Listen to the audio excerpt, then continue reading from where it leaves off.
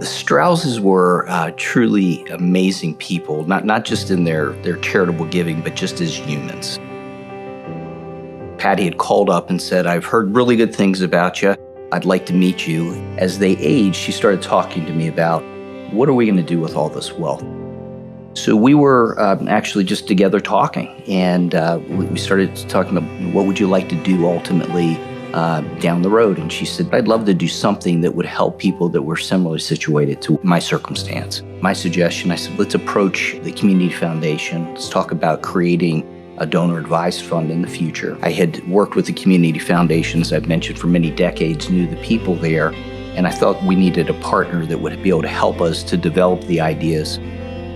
Patricia Strauss really struggled her whole life and did not know that she had dyslexia until she was an adult. And she made it her mission that she did not want any child to experience the same struggles that she did. And so because of that, she left her legacy to the Community Foundation. How neat to have that be your legacy and impact so many teachers in Sarasota County, so many students in Sarasota County. And we just are so lucky to have the Community Foundation as a partner so we can work together to honor Ira and Patricia Strauss.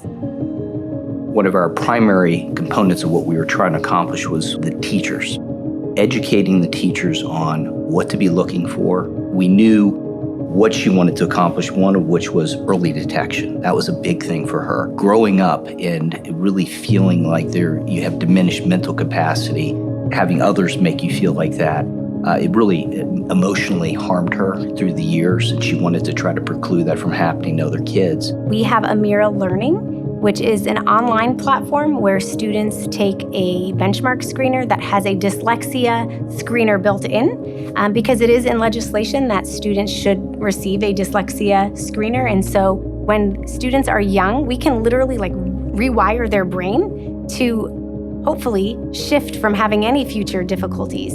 So if we really identify early and provide strong instruction early, we can hopefully set students up for success. The Community Foundation of Sarasota has graciously, I think we're on year 3, helped fund some very intense professional learning for our primary teachers. We actually started with a focus on our administrators. So our principals and our assistant principals received intense science of reading training from UF Lastinger. If we aren't getting our students to be able to read by the time they leave 3rd grade, then it's impacting them, all the way up through high school. We've seen some confidence building as readers with these students because they're able to take these skills in isolation and apply it to a text and feel successful then reading that text. Ryder was diagnosed in 1st grade with dyslexia. I think it was the end of 1st grade we got the official diagnosis. And when he was being put in group activities, he was starting to feel embarrassed. He didn't know the word, but people had pity for him. We did come here. The tour, we were paired up with a parent. Their child also had dyslexia. Then we met the teachers, and Mr. Scheidt was the first teacher we met. And I was blown away with him and like, is that guy even real? When Ryder came to St. Mary Academy and finished out that 1st school year, I felt like I got my Ryder back. The 3rd quarter of 3rd grade, he did pull off straight A's.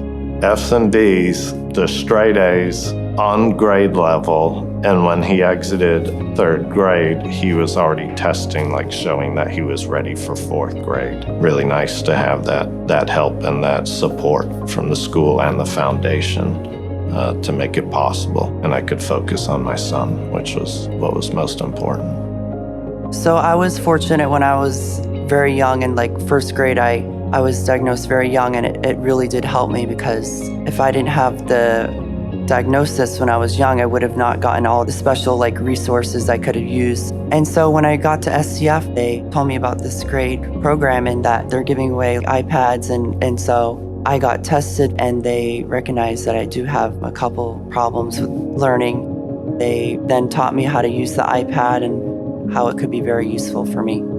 The voice command text helps me because I have a hard time writing down stuff. When I use the voice command and I have a hard time spelling too, it just clearly writes what I said. Dyslexia is not a one-size-fits-all. There's various, it's a continuum, it's a spectrum. I think the more that we can learn about dyslexia, which is definitely a goal, the better instruction we can provide. So we want to just make sure that students have that effective instruction so that way we can hopefully close the gap and ensure that they can be successful moving forward. When you go into one of these classrooms and you see children that are developing in ways that they never could before, and you realize it's a result of the investment, the foresight that the Strausses had and with the Strauss Initiative, it's truly priceless to see the huge impact that they've made on the many lives that's going to carry forward, not just today, but in the future. I think the legacy of the Strausses is one of hope and vision.